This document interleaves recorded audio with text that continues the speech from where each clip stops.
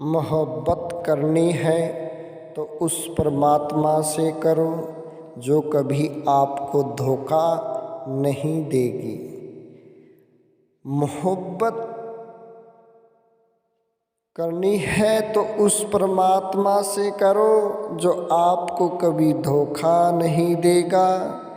इस संसार की मोह माया में पड़ कर के जब आप इंसान से मोहब्बत करोगे तो यहाँ आपको धोखे ही मिलेंगे। कहा जाता है मोहब्बत ऐसी हो जिसमें निस्वार्थ भाव हो, जिससे मोहब्बत प्रेम करते हैं वह प्रेम हमारा निस्वार्थ हो,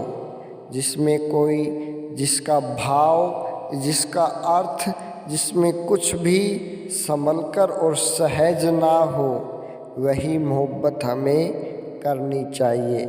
ऐसी मोहब्बत और किसी से नहीं हो सकती।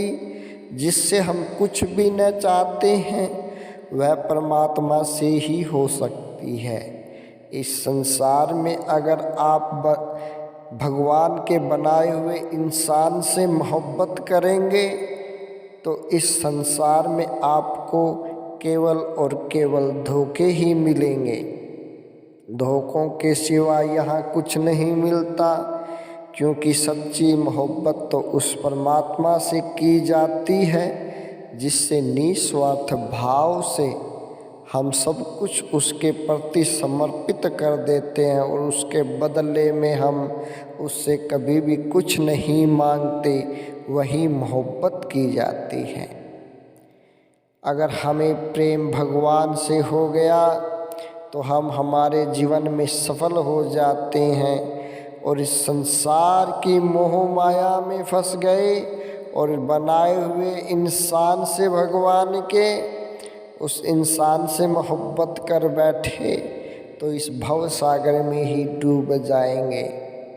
कहा जाता है, भगवान कहते हैं कि अपने आप को मेरे प्रति तू समर्पित कर दे, जो कुछ होगा वह अच्छा ही होगा और जो हो रहा है वह भी अच्छा ही हो रहा है और जो हो चुका है वह भी अच्छा ही हो चुका है।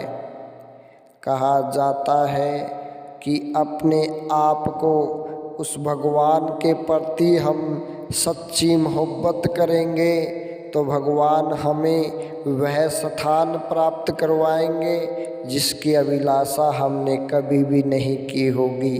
ऐसे ही उदाहरण अनेक शास्त्रों में, भागवत कथा में, भगवत गीता में मिलते हैं। कहा जाता है भगवान ध्रुव भगवान ने जब अपने पिता की गोद में बैठना चाहा तो उनकी दूसरी माता ने कहा कि तुमने मेरी गोद से जन्म नहीं लिया, इसलिए तुम इस पिता की गोद में नहीं बैठ सकते। जब भगवान ध्रुव अपनी माँ को जा कर के यह बात बताते हैं कि आज मेरे साथ यह घटना घटित हुई तो उनकी माँ उनको बतलाती है कि हे वत्स, अपने आप को तू जिसकी गोद में बैठाना चाहता है वह तो तेरा परम पिता परमात्मा भगवान श्रीमन नारायण है। उसकी गोद में जाकर बैठ, जो तुम्हें कोई भी उसकी गोद से नहीं उतार सकता। इंसान की गोद में बैठ कर के तू क्या करेगा? इस भगवान के बनाए हुए पुतले की गोद में तू बैठकर क्या करेगा? तो उसकी बात, अपनी माँ की बात को मान कर के भगवान ध्रुव ने निष्पक्ष भाव से भगवान की भक्ति की, भगवान से मोहब्बत किया, प्रेम किया।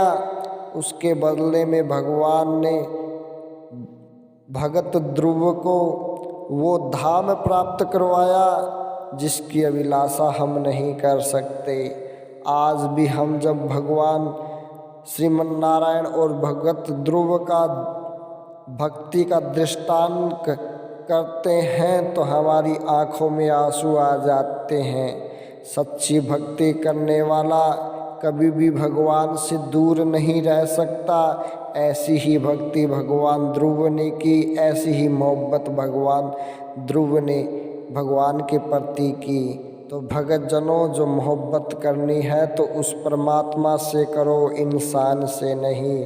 अपने आप को उस परमात्मा के प्रति समर्पित कर दो तो आप अपने जीवन में सफल हो जाओगे। अपने जीवन में सफल हो जाओगे तो इस संसार की गोद में बैठना ही नहीं पड़ेगा, सीधा उस परमात्मा की गोद में बैठ जाओगे। जैसे भगवान ध्रुव परमपिता परमात्मा की गोद में बैठे, वैसे ही हम भी हमारे जीवन में भगवान श्रीमन नारायण की गोद में बैठ जाएंगे।